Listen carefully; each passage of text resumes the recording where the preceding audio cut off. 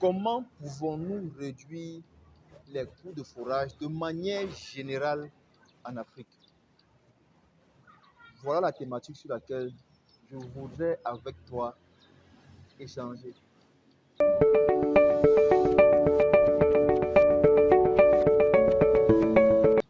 Bonjour les amis et bienvenue dans la chaîne des donneurs de vie au plus pour tous en Afrique. C'est toujours un honneur de partager avec toi les astuces, les conseils, les analyses et tout ce qui a trait à notre bien-être, tout ce qui a trait à la création d'une source d'eau potable. Je suis Constantin Sahalonian, promoteur et chef d'entreprise. Si toi, tu es nouveau dans cette chaîne ou nouvelle, je t'exhorte de cliquer pour t'abonner. Ensuite, de partager cette vidéo ou bien les vidéos qui sont sur notre chaîne et de liker la vidéo. Et surtout, n'oublie pas de cliquer sur la cloche de notification pour ne manquer aucune pépite que nous partageons sur cette plateforme. Aujourd'hui, je voudrais que nous nous apésantons un peu sur la thématique qui nous a pris la plus grande partie du temps cette semaine, à savoir les coûts de forage en Afrique. Les amis, c'est avec beaucoup de, je ne sais pas comment je peux appeler ça, ou bien beaucoup d'enthousiasme, mélangé avec un peu de regret, que je vais partager avec vous aujourd'hui une histoire. Vous savez, nous sommes dans un environnement où nous sommes impactés énormément par l'extérieur. Nous sommes impactés énormément par l'extérieur. La vidéo précédente où je parlais de pourquoi ce type de forage en particulier, à savoir les forages à motricité humaine, pourquoi ce type de forage chez nous en Afrique, c'est à croire que nous sommes incompétents, c'est à croire que nous ne nous aimons pas suffisamment pour pouvoir changer le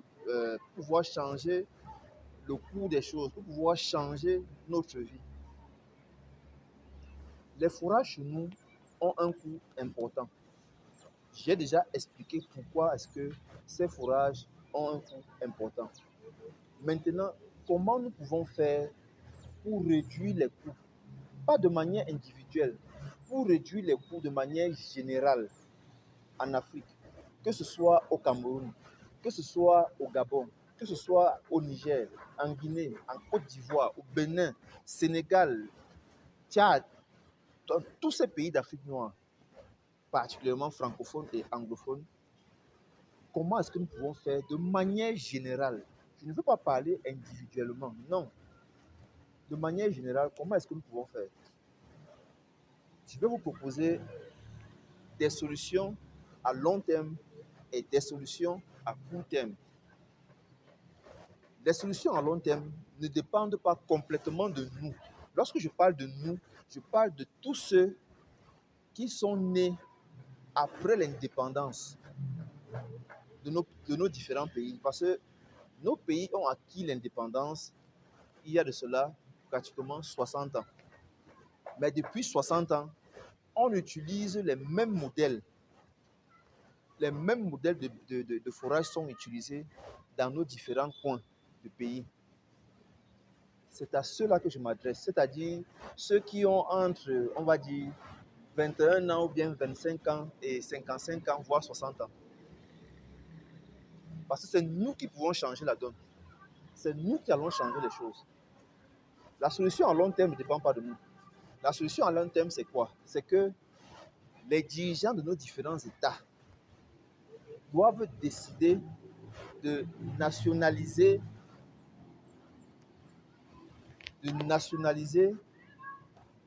les entreprises de fourniture d'eau potable. Doivent décider de nationaliser les entreprises de fourniture d'eau potable. Vous voyez que là, ça ne dépend pas de moi, ça ne dépend pas de vous.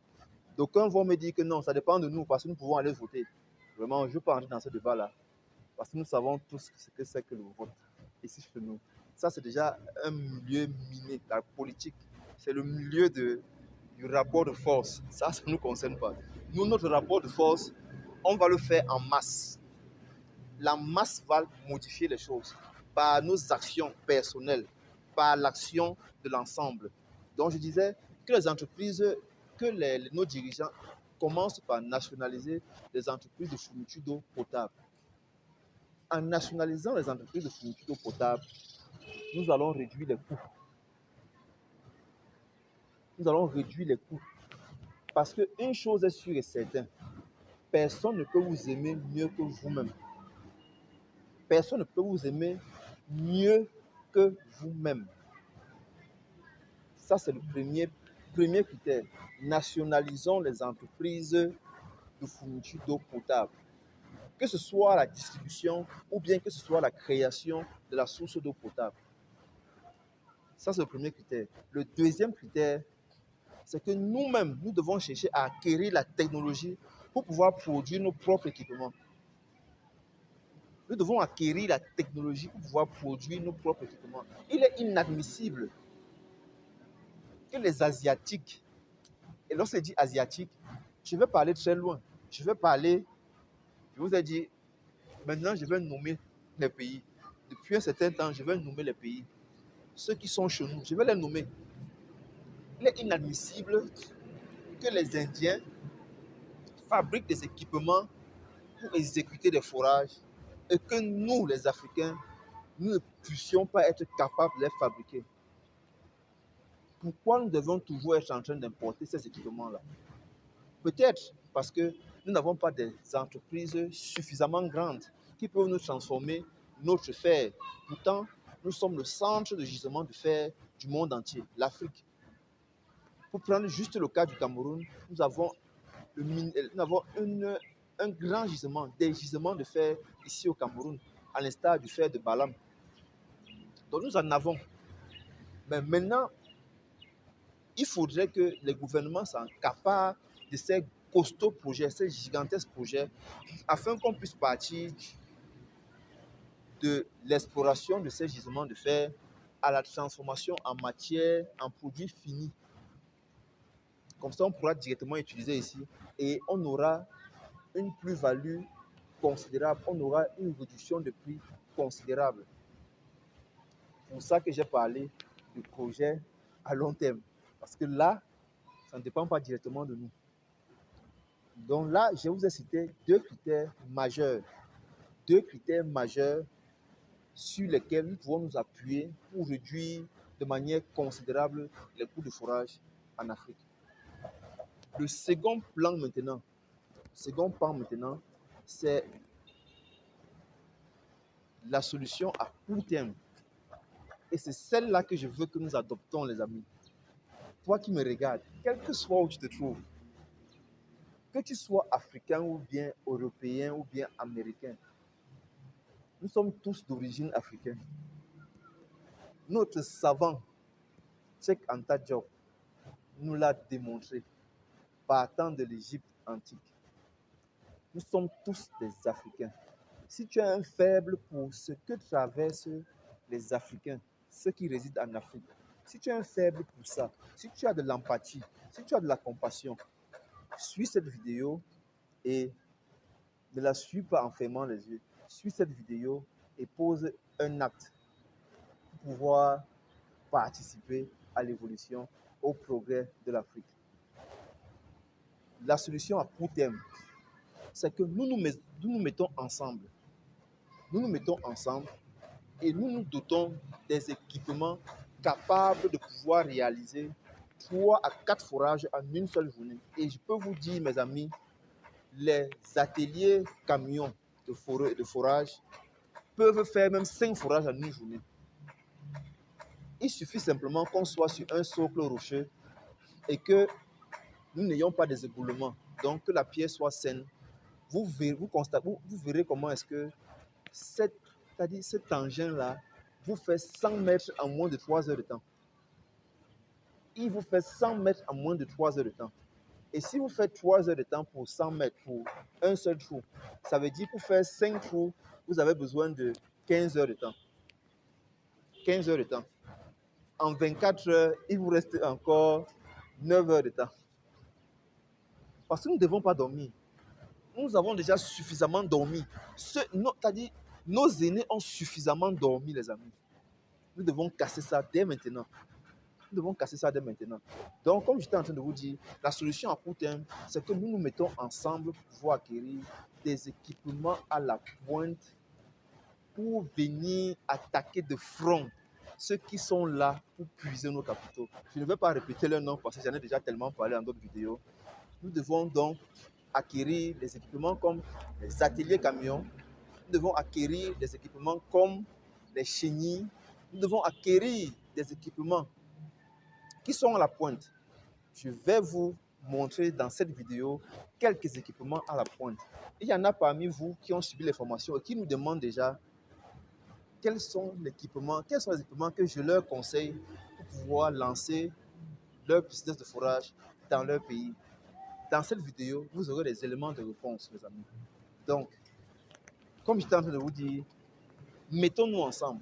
Et c'est dans cette lancée-là que nous avons lancé, respectez-moi la répétition, c'est dans cette lancée que nous avons mis sur pied une opportunité pour tous ceux qui veulent se faire de l'argent de manière passive, c'est-à-dire sans qu'eux-mêmes ne soient en train de travailler avec cet argent-là. Parce que nous avons déjà maîtrisé le secteur d'activité. Nous sommes les meilleurs. Nous sommes les meilleurs, mes amis. Ce n'est pas pour rien que nous sommes sollicités pour venir nous installer dans plusieurs pays. Et nous allons y arriver. Et ensemble, avec les résidents de chaque pays, nous allons construire la communauté des donneurs de vie. Et nous allons nous faire du gros cash, mes amis.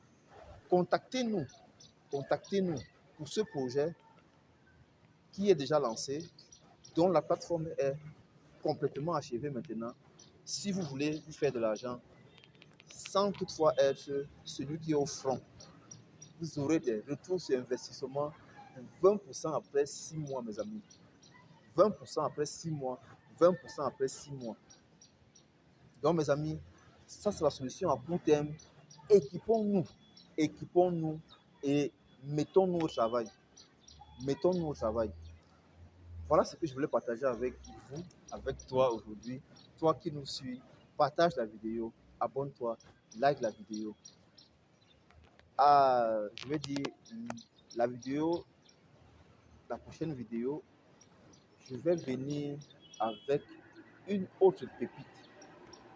Comment est-ce que les Occidentaux font pour approvisionner leur population en eau? Comment est-ce qu'ils font? Je partage avec toi dans la prochaine vidéo des éléments de réponse. Reste connecté. À tout de suite.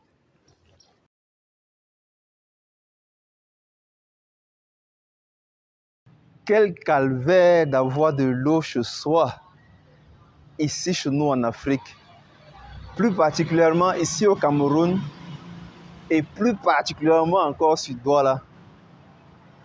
Si seulement on pouvait dénombrer ceux qui ouvrent leur robinet et une goutte d'eau tombe, tape et après, plus rien.